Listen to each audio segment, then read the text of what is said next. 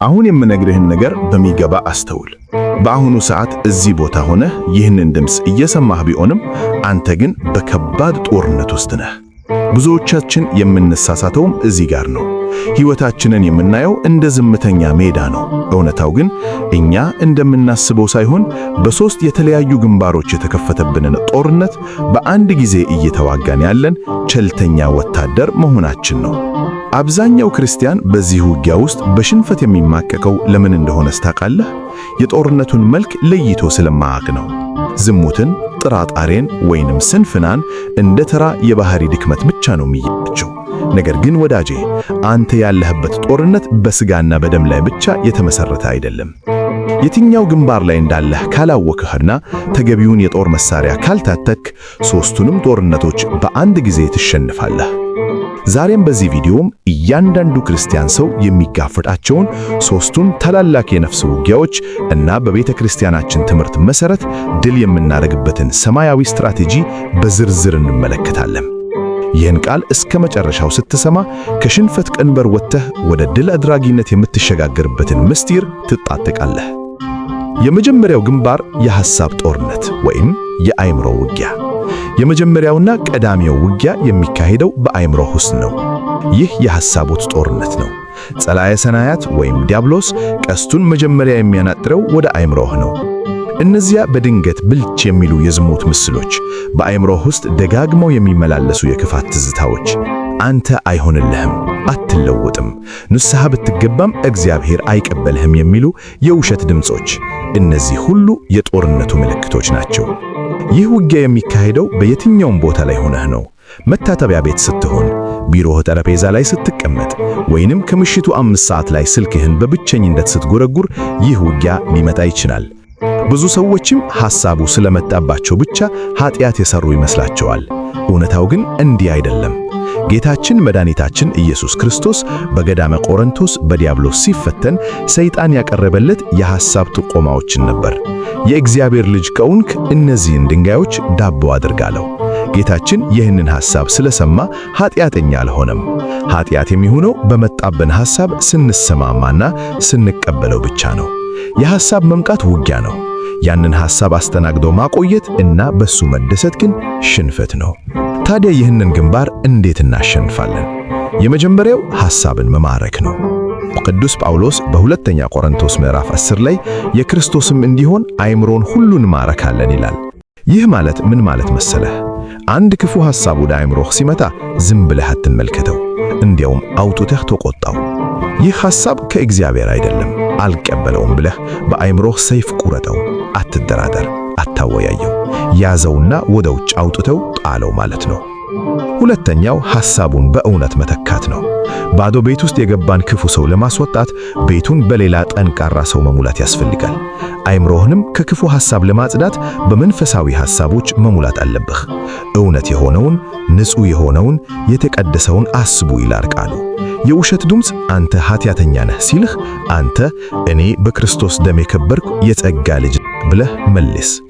ሦስተኛው አእምሮን በየቀኑ ማደስ ነው። የቤተ ክርስቲያን አባቶች እንደሚነግሩን አእምሮ ልክ እንደ መስታወት ነው። በየቀኑ ካላጸዳኸው እድፍ ይበዛበታል።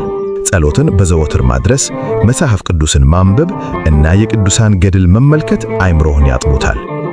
ሁለተኛው ግንባር የሰውነት ጦርነት ወይም የሥጋ ውጊያ። ሁለተኛው ጦርነት የሚካሄደው በሰውነትህ ውስጥ ነው። ይህ የፍላጎት የስሜትና የፈተና ጦርነት ነው።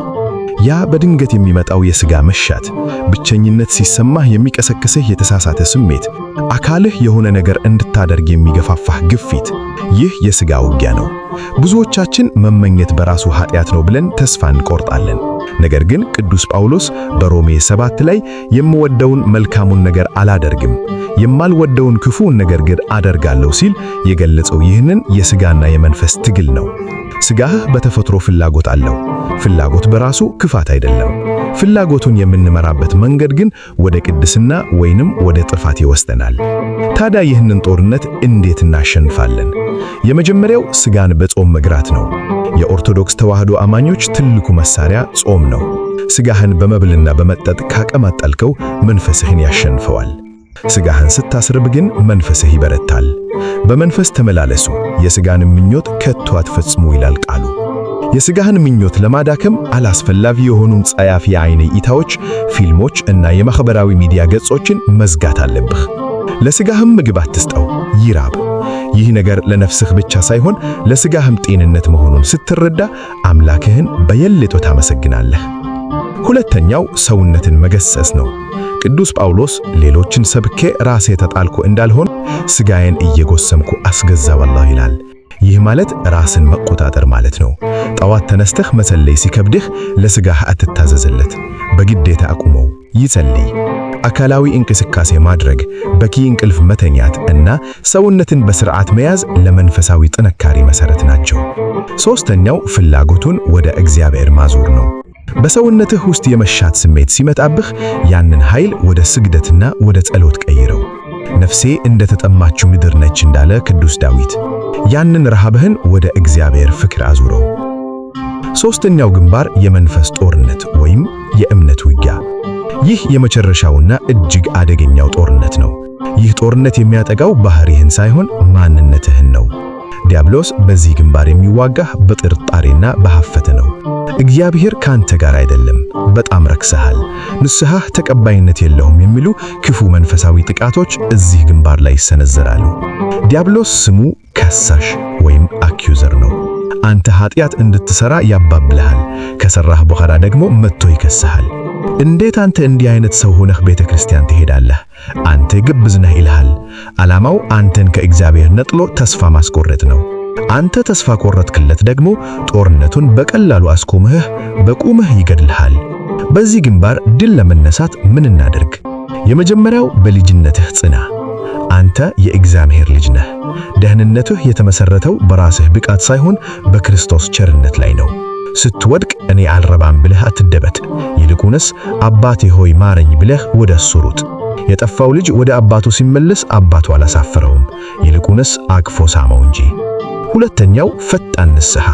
በጦርነት ላይ ያለ ወታደር ሲወድቅ እዚያው መሬት ላይ ተኝቶ አያለቅስም። ወዲያው ተነስቶ ቲቢያውን ያራግፋል፣ ጦርነቱንም ይቀጥላል። አንተም ስትሰናከል ወዲያው ንስሐ ግባ። ንስሐን አታቆይ። ባቆየከው ቁጥር የዲያብሎስ ውሸት በአይምሮህ ውስጥ ስር ይሰዳልና እንድትረሳውና ቸልተኛ እንድትሆንም ያላምድሃል። ሦስተኛው በመንፈስ ቅዱስ መመራት ነው። ይህ ጦርነት በራስህ ጉልበት የምታሸንፈው ጦርነት አይደለም። ስለዚህም በውስጥህ ካለው ከመንፈስ ቅዱስ ጋር ተባበር። በየቀኑ አቤቱ መንፈስህን ከኔ ላይ አትወስድብኝ ብለህ ለምን። እግዚአብሔር የሚፈልገው ኃጢአት የማትሰራ ሰው እንድትሆን ብቻ ሳይሆን ስትወድቅ ወደሱ የምትሮጥ ታማኝ ልጅ እንድትሆንም ጭምር ነው። ተወዳጆች፣ እናንተ የዚህ ጦርነት ሰለባ አይደላችሁም። እናንተ የእግዚአብሔር ተዋጊዎች ናችሁ። እነዚህ ሦስት ግንባሮች የምትሸነፉባቸው ሳይሆን ድልን የምትለማመዱባቸው ሜዳዎች ናቸው። በወደክ ቁጥር ተስፋ አትቅረጥ።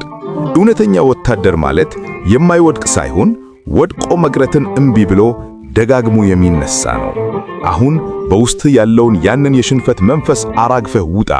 የእግዚአብሔርን ቃል የታጠቀ በመንፈስ ቅዱስ የሚመራና በእግዚአብሔር ኃይል የሚተማመን ክርስቲያን ዓለምን ያሸንፋል። ወንድሜ፣ እህቴ፣ ጦርነቱ ከባድ ቢሆንም ድሉ ግን የተረጋገጠ ነው። ምክንያቱም ከናንተ ጋር ያለው ጌታ ዓለምን ድል የነሳ አምላክ ነውና። ይህ መልእክት መንፈስን ካነቃቃው ከዛሬ ጀምሮ መንፈሳዊ ተዋጊ ሆኜ በአሸናፊነት እቆማለሁ ብለህ ካሰብክ በኮሜንት መስጫው ላይ አሸናፊ ነኝ ብለህ ጻፍ። ይህንን ቪዲዮ ለሌሎች በማጋራት የክርስቶስ ወታደሮች እንዲበዙ አድርግ። ለበለጠ መንፈሳዊ ጥንካሬና ብርታት ቻናላችንን ሰብስክራይብ ማድረግህን አትርሳ። አንተ የምትዋጋው ነፃ ለመውጣት አይደለም፣ ነፃ ስለወጣህ ነው። አሁን እንደ ሰው፣ እንደ ክርስቲያን፣ እንደ እግዚአብሔር ልጅ በጽናትና በአሸናፊነት ኑር። ልዑል እግዚአብሔር ሆይ በመንፈሳዊ ተጋድሎ ውስጥ ያሉትን ወገኖቻችንን ሁሉ በቸርነትህ ደግፋቸው። የአእምሮአቸውን ሰላም ጠብቅ። ሥጋቸውን ለመንፈሳቸው ያስገዙ ዘንድ ኃይልን ስጣቸው። ከከሳሹ ዲያብሎስ ጥቃት በቅዱሳን መላእክትህ ጥበቃ ሰውራቸው። በወደቁ ጊዜ የሚያነሳቸው፣ በደከሙ ጊዜ የሚያበረታታቸው ያንተ ረድኤት አይለያያቸው። በቅድስት ድንግል ማርያምና በቅዱሳን ሁሉ አማላጅነት ሁላችንንም እስከ መጨረሻው በሃይማኖት አጽንተህ ለክብርህ አብቃን።